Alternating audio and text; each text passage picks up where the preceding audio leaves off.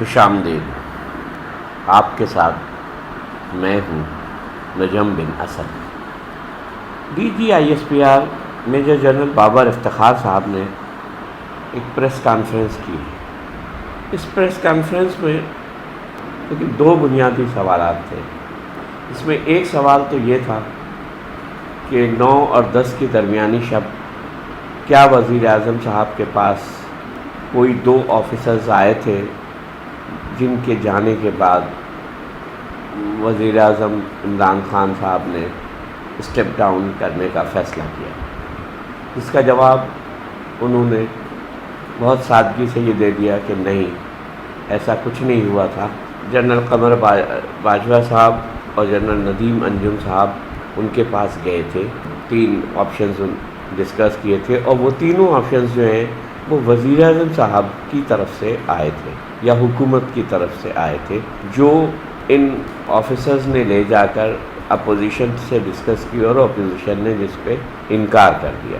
ایک تو بات یہ تھی، اور یہی جو بات ہے اس میں اور حکومت کے پوائنٹ آف ویو میں فرق ہے۔ شیریں مزاری صاحبہ نے فوراً ہی ٹویٹ کیا کہ نہیں، یہ بات اس طرح نہیں ہے، یہ جو آپشنز تھے 3 آپشنز یہ اپوزیشن کی طرف سے دیے گئے تھے اور ان آفیسرز نے آ کے حکومت سے ڈسکس کیے تھے، اور جس پہ وزیر اعظم صاحب نے کہا تھا کہ میں اسمبلیاں توڑ دیتا ہوں بشرط یہ کہ اپوزیشن جو ہے اپنی یہ عدم اعتماد کی تحریک واپس لے لے۔ تو یہ دونوں کی بیانیے میں فرق ہے۔ حقیقت کیا ہے یہ تو آنے والے دنوں میں پتہ لگے گا، لیکن جس طرح سے بلنٹلی شیریں مزاری صاحبہ نے اس کو رد کیا ہے DGISPR صاحب کے پوائنٹ آف ویو کو، اس میں کچھ نہ کچھ کہانی تو ضرور ہے۔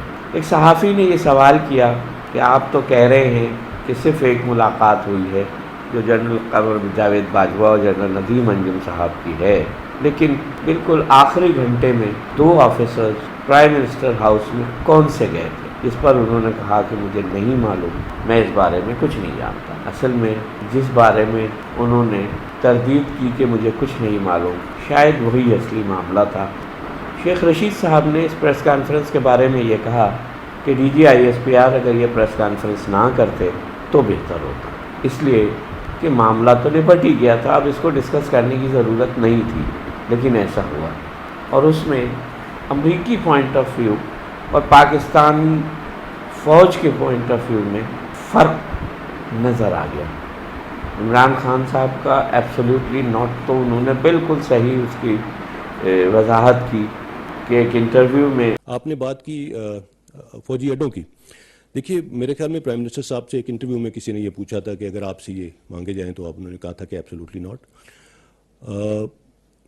اور اگر مانگے جاتے اڈے تو فوج کا بھی یہی موقف ہوتا، اور اصل یہ ہے کہ انہوں نے مانگے بھی نہیں، فوجی اڈوں کا کسی لیول پہ مطالبہ بھی نہیں کیا گیا، لیکن جیسا پرائم منسٹر صاحب نے کہا وہی موقف فوج کا بھی ہوتا، اور یہی سوچ تھی۔ عمران خان صاحب سے سوال کیا گیا تھا کہ کیا آپ امریکہ اگر آپ سے اڈے مانگے تو آپ اسے دے دیں گے، جس پر عمران خان صاحب نے کہا تھا کہ ایبسلیوٹلی ناٹ، اور DGISPR صاحب نے یہ بھی وضاحت کی کہ یہ سوال اگر ہم سے کیا جاتا یعنی پاک فوج کے سے کیا جاتا تو ہمارا بھی یہی جواب ہوتا، ایبسلیوٹلی ناٹ۔ اور پھر یہاں سے وہ کہانی شروع ہوئی جو ابھی تھمنے میں نہیں آ رہی۔ کچھ صحافی حضرات اس پر مصر ہیں کہ نہیں، امریکہ نے پاکستان سے اڈے مانگے تھے۔ DGISPR صاحب نے فرمایا کہ انہوں نے تو ہم سے اڈے مانگے ہی نہیں تھے، اگر وہ ہم سے اڈے مانگتے تو ہمارا جواب بھی یہی ہوتا، ایبسلیوٹلی ناٹ۔ لیکن کچھ صحافی حضرات نے افغانستان سے امریکی فوج کے انخلا کے بعد کی خبریں تلاش کی، اور انہوں نے اس کے بعد یہ بتایا کہ نہیں، امریکی ہم سے یہ اڈے مانگ چکے تھے، اور اس کا جواب یہ دیا جا چکا تھا کہ وہ اڈے نہیں دیے جائیں گے، لیکن یہ بات غلط ہے کہ انہوں نے ہم سے اڈے نہیں مانگے تھے۔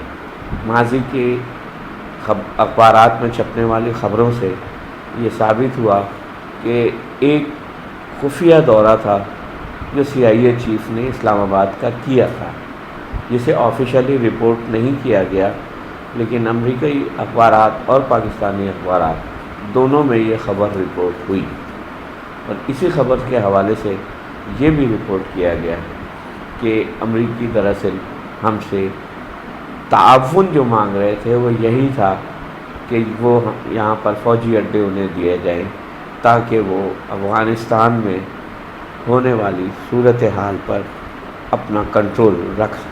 سو میرا بھی یہ خیال ہے کہ DGISPR کو یہ پریس کانفرنس نہیں کرنی چاہیے تھی۔ اس پریس کانفرنس نے بات کو سلجھانے کے بجائے الجھا دیا ہے، اور پاکستان کی 70 سال کی تاریخ میں شاید پہلی دفعہ ایسا ہوا ہے کہ DGISPR نے کوئی پریس کانفرنس کی ہے، کوئی بات کی ہے، لیکن وہ بات غلط ثابت ہو رہی ہے ماضی کی خبروں سے۔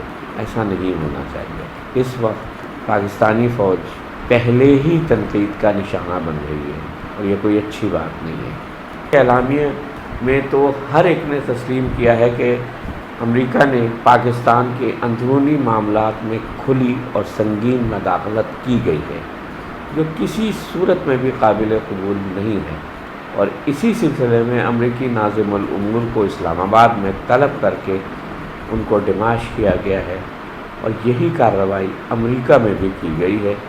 بات یہ ہے، اس خط کو سازش، بے شک اس کے اندر سازش کا لفظ نہیں ہے، لیکن سازش کہا اس لیے گیا ہے کہ اس میں اس تحریک عدم اعتماد کا ذکر ہے، جس کے لیے یہ کہا گیا کہ اگر وہ کامیاب ہو جاتی ہے تو امریکہ پاکستان کو معاف کر دے گا، اور اگر وہ ناکام ہو جائے گی تو پاکستان کو اس کے سنگین نتائج بھگتنے پڑیں گے۔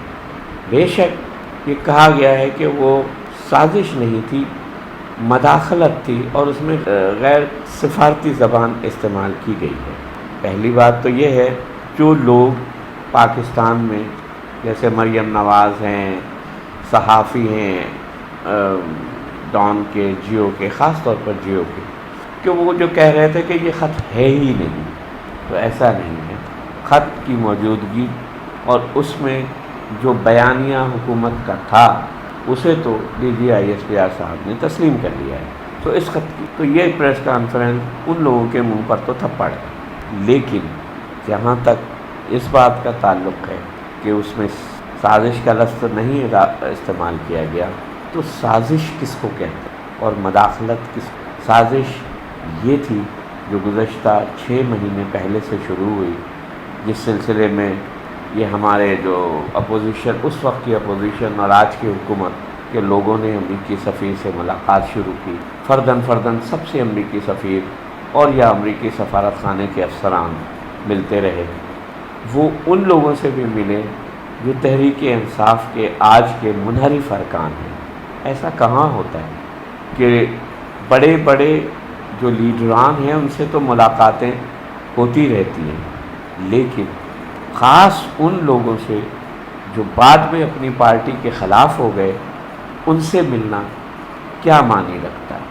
یہ تحریک عدم اعتماد پیش ہوتی ہے، وہ تحریک اعتماد جس کے بارے میں اس متنازع خط کے اندر لکھا ہوا ہے کہ وہ کامیاب ہو گئی تو یہ ہوگا، اور ناکام ہو گئی تو پاکستان کو سنگین نتائج بھگتنے پڑیں گے، اور پھر اچانک صورتحال تبدیل ہونا شروع ہو جاتی ہے اور 9 تاریخ آ جاتی ہے۔ اس 9 تاریخ کے آنے سے پہلے جو کارروائیاں ہوئی ہیں ملک کے اندر، وہ عام کارروائیاں نہیں تھیں۔ کوئی کام بہت تیزی سے ہو رہا تھا، اور اپوزیشن کو کسی نے یہ یقین دہانی تو ضرور کرائی تھی کہ تم آگے چلو، ہم تمہارے پیچھے کھڑے ہیں۔ اور پھر 9 اور 10 کے درمیانی شب کو جس طرح سے عدالتیں کھلی، سپریم کورٹ، اسلام آباد ہائی کورٹ، الیکشن کمیشن کے دفاتر، وہ نارمل صورتحال نہیں تھی، اس لیے کہ کچھ ہوا نہیں تھا۔ اگر کوئی بات ہوئی ہوتی اور یہ سب ہوتا تو ایک الگ بات تھی، لیکن کچھ نہیں ہوا تھا، علاوہ اس کے کہ اسمبلی کی کارروائی چل رہی تھی، اور بظاہر اس میں یہ لگ رہا تھا کہ حکومت اس کارروائی کو ڈیلے کر رہی ہے اور وہ ووٹنگ نہیں کرانا چاہتی۔ بس اس کے علاوہ کچھ نہیں ہوا تھا. باقی ساری باتیں جو اس رات پھیلائی گئی وہ مفروضے ثابت ہوئے. لیکن مفروضوں پر عدالتوں کا رات کو 11 بجے 12 بجے کھل جانا بہت عجیب سی بات ہے، غیر معمولی بات ہے. اور پھر یہ افواہیں پھیلانا کہ 2 ہیلی کاپٹر آئے تھے جس میں 2 بن بلائے مہمان تھے یا 3 بن بلائے مہمان تھے، جن کے عمران خان صاحب کے ساتھ بہت تلخ مذاکرات ہوئے. یہ خبر BBC نے پھیلائی تھی. یہ بات کچھ عجیب سی لگی. DGI SPR صاحب کی پریس کانفرنس میں بات سلجھی نہیں، الجھ گئی. بلاول صاحب نے CNN کو انٹرویو دیتے ہوئے کہا کہ ہم تو یہ تحریک عدم اعتماد کی تیاری روس کے دورے سے پہلے سے کر رہے ہیں. اس کا مطلب ہے کچھ تو ہو رہا تھا. پریس کانفرنس میں DGI SPR نے یہ بھی تردید کی کہ روس کے دورے پر عمران خان صاحب اداروں کے مشوروں کے بعد گئے تھے، جیسا کہ امریکی کہتے ہیں کہ یہ عمران خان صاحب کا ذاتی فیصلہ تھا. ایسا نہیں تھا. تو سزا صرف عمران خان صاحب کو کیوں دی گئی؟ پھر اس پریس کانفرنس کے بعد یہ ایک تاثر بنا ہے کہ فوج میں قیادت کے فیصلوں کے خلاف اختلاف رائے موجود ہے. اور سابق فوجی افسران کے جو انٹرویوز آ رہے ہیں اس سے بھی یہ بات لگ رہی ہے کہ سابق فوجی افسران میں بھی اختلاف رائے موجود ہے. جو کچھ ہوا ہے اس امپورٹڈ حکومت کو بنانے کے لیے 9 اور 10 کی رات عمران خان صاحب کو مجبور کیا گیا. اگر ایسا کبھی ثابت ہوا تو یہ ایک بہت خطرناک بات ہوگی، کیونکہ میں یہ سمجھتا ہوں کہ جن سابق فوجی افسران کے نام آ رہے ہیں اور انہوں نے فوجی قیادت کے فیصلوں کے خلاف اپنے اختلاف رائے کی وضاحت کی ہے، وہ تنہا تو نہیں ہوں گے. فوج کے اندر ان کا کچھ نہ کچھ اثر ضرور موجود ہوگا. اور میں یہ سمجھتا ہوں کہ اگر سابق فوجی افسران موجودہ فوجی قیادت کے ساتھ جو اختلاف رائے رکھتے ہیں، اگر فوج کے اندر ان کے حامی افسران بھی موجود ہیں اور ان کی رائے سے متفق افراد موجود ہیں، تو خدا نخواستہ پاکستان میں یہ ایک انقلاب کی ابتدا ہو. کیونکہ عام لوگوں کا رد عمل تو سب دیکھ رہے ہیں، لیکن جو رد عمل سابق فوجی دے رہے ہیں وہ بہت خطرناک ہے. وہ کوئی چھوٹے افسران نہیں ہیں، وہ ایک کیپٹن، میجر، لیفٹیننٹ نہیں ہیں، وہ بڑے عہدوں سے ریٹائر ہونے والے افسران ہیں، کور کمانڈرز ہیں، آرمی چیف ہیں، نیول چیف ہیں، نیول کمانڈرز ہیں. تو جناب ہم کو بہت خوب پھونک کے قدم رکھنا ہوگا. پاکستانی فوج ایک ڈسپلن فوج ہے. اس ڈسپلن فوج نے اب تک اپنی فوجی قیادت کے خلاف کبھی کچھ نہیں کیا. ایسا کچھ نہیں ہونا چاہیے کہ فوج کے اندر اپنی قیادت کے خلاف کوئی رائے اس طرح پیدا ہو کہ وہ کسی انقلاب کی جانب دیکھنے لگے. یہ بہت خطرناک بات ہے. ہم یہ نہیں چاہتے. عمران خان صاحب اسمبلیوں سے استعفے دے کے باہر آ گئے. فی الحال تو وہ صرف نیشنل اسمبلی سے باہر آئے ہیں، لیکن لگ یہ رہا ہے کہ وہ رفتہ رفتہ حکومت پہ دباؤ ڈالنے کے لیے کہ جنرل الیکشن فوری طور پہ کرائے جائیں، صرف قومی اسمبلی سے استعفیٰ دینے پر اکتفا نہیں کریں گے. وہ KPK کی حکومت کو بھی توڑ سکتے ہیں، وہ پنجاب اسمبلی سے بھی باہر آ سکتے ہیں. اور پنجاب اسمبلی میں تو آج جو کچھ ہوا ہے وہ بہت ہی خطرناک ہے. دراصل وہ ہوا کیوں؟ آئیے اس کے اوپر بات کرتے ہیں. وہ ہوا اس لیے ہے کہ ایک صدارتی ریفرنس تھا آرٹیکل 63A کے اوپر، اور اس پر سپریم کورٹ سے یہ رائے مانگی گئی تھی کہ پارٹی کے جو ارکان اپنے پارٹی کے فیصلوں سے متفق نہیں ہوتے، منحرف ہو جاتے ہیں، وہ مخالف اپوزیشن کے ساتھ جا کے بیٹھ جاتے ہیں، وہ اپوزیشن کو ووٹ دے دیتے ہیں تحریک عدم اعتماد میں، اور معاملات میں نہیں. 3 معاملات ایسے ہیں. ایک یہ کہ وزیر اعظم کا اعتماد کا ووٹ، ایک یہ کہ بجٹ تقریر، اور تیسرا تحریک عدم اعتماد پر جو ارکان کسی پارٹی کے پلیٹ فارم سے منتخب ہو کے آئے ہیں وہ اپنی پارٹی سے اختلاف نہیں کر سکتے، منحرف نہیں ہو سکتے. سوال یہ تھا کہ کیا ان کو ووٹ دینے کا حق ہے اپنی پارٹی کے خلاف یا نہیں ہے، ان کے ووٹوں کو گنا جائے گا یا نہیں گنا جائے گا۔ اس بات پہ تو سب متفق ہیں۔ آرٹیکل 63A میں یہ بات کلیئر ہے کہ وہ لوگ نااہل ہو جائیں گے اپنی پارٹی کے خلاف ووٹ دینے کی بنا پر، لیکن وہ پہلے نااہل ہوں گے یا بعد میں نااہل ہوں گے ووٹ دینے کے بعد؟ ظاہر ہے ووٹ دینے کے بعد اگر وہ نااہل ہوں گے تو ان کی نااہلی کی کیا اہمیت ہے؟ انہوں نے جو نقصان پہنچانا تھا اپنی پارٹی کو وہ تو انہوں نے پہنچا دیا، لیکن سپریم کورٹ نے اس بات کی اہمیت کو نہیں سمجھا۔ نتیجتاً قومی اسمبلی میں بھی منحرف ارکان 22 یا 23 منحرف ارکان نکلے، اور پنجاب اسمبلی میں، قومی اسمبلی میں تو عمران خان صاحب نے ان منحرف ارکان کے نکل جانے کے بعد اپنی اکثریت کو اقلیت میں بدلتے دیکھ کر اور اتحادیوں کے ساتھ چھوڑ جانے کے بعد اپنے آپ کو اسٹیپ ڈاؤن کر لیا اور استعفے دے کے اسمبلی سے باہر چلے گئے اور تحریک عدم اعتماد کو کامیاب ہو جانے گے۔ لیکن پنجاب اسمبلی میں ایسا نہیں ہوا۔ پنجاب اسمبلی میں بہت ہنگامہ ہوا، اس میں اسپیکر پنجاب اسمبلی پرویز الہی صاحب پہ بھی تشدد ہوا اور ڈپٹی اسپیکر پر بھی، اور پاکستان کی تاریخ میں پہلی دفعہ باہر سے پولیس فورس کو اسمبلی میں اندر بلایا گیا۔ اسپیکر قومی اسمبلی یہ الزام لگاتے ہیں کہ ان پر تشدد اسی فورس نے کیا۔ یہ بھی ایک بہت غلط بات ہے۔ یہ سب کیوں ہوا؟ اگر سپریم کورٹ اس بات کی اہمیت کو سمجھ لیتی کہ اس بات کا پہلے فیصلہ ہو جانا چاہیے کہ منحرف ارکان کا مستقبل کیا ہے، تو شاید یہ سب نہ ہوتا، تحریک عدم اعتماد تو پھر بھی کامیاب ہو جاتی۔ لیکن پنجاب اسمبلی میں یہ مارا ماری نہیں ہوئی، یہ ہنگامہ نہیں ہوتا، لیکن پنجاب اسمبلی میں سیاہ دن کی تاریخ رقم ہو گئی۔ آگے جا کے اس دن کے حوالے سے بہت کچھ ایسا ہوگا جو اچھا نہیں ہوگا۔ یہ میری رائے ہے کہ سپریم کورٹ نے اپنے اس صدارتی ریفرنس پر وقت پہ فیصلہ نہ دے کر بہت غلطی کی ہے۔ مجھے یقین ہے کہ اس صدارتی ریفرنس پہ اب 1 اور 2 دن کے بعد یا 1 ہفتے کے اندر فیصلہ آ جائے گا، لیکن اب اس فیصلے سے جو نقصان ہونا تھا وہ ہو چکا، اس کی تلافی نہیں ہو سکتی، اور یہ بات ہمیشہ یاد رکھی جائے گی۔ اسی طرح جیسے نون لیگ نے سپریم کورٹ پہ حملہ کیا تھا اور چیف جسٹس کو کورٹ سے بھاگنا پڑ گیا تھا، اسی دن کی طرح سے وہ دن آج تک کوئی نہیں بھولا، اور یہ دن بھی کبھی کوئی نہیں بھولے گا کہ سپریم کورٹ سے ایک مدد مانگی گئی تھی جو اس نے نہیں دی۔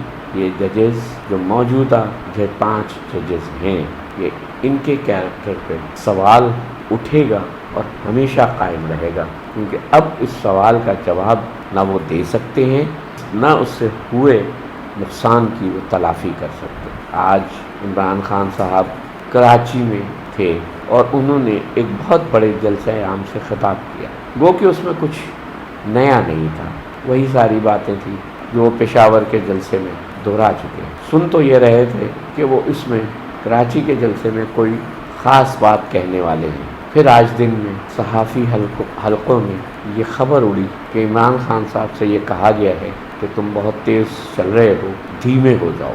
یہ بات کس نے کہی یہ کوئی نہیں بتا رہا، لیکن یہ خبر صحافی حلقوں میں اڑ چکی تھی آج دن میں، اور اس کا اثر اس جلسے میں نظر آیا۔ امپورٹڈ حکومت کا لفظ استعمال تو کیا گیا، لیکن ویسے نہیں جیسے اس کی توقع کی جا رہی تھی۔ حقیقی آزادی کا نعرہ جو لگایا جانے والا تھا، وہ نعرہ کراچی کے جلسے میں اس طرح نہیں لگایا گیا جیسے لگانے کی امید تھی، اور عمران خان صاحب کی تقریر میں بھی وہ جوش خروش نہیں تھا جس کی امید کی جا رہی تھی۔ لیکن جلسہ بہت بڑا تھا، عوام کی شرکت کے اعتبار سے یہ جلسہ بہت بڑا تھا، کراچی کی تاریخ کے بڑے جلسوں میں یہ شامل تھا۔ کبھی MQM ایسے جلسے کیا کرتی تھی اپنے عروج کے دور میں۔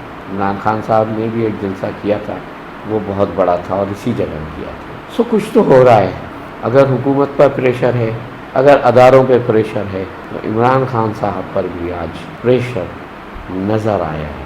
لاہور کے جلسے میں کیا ہوگا اور اس کے بعد کیا ہوگا؟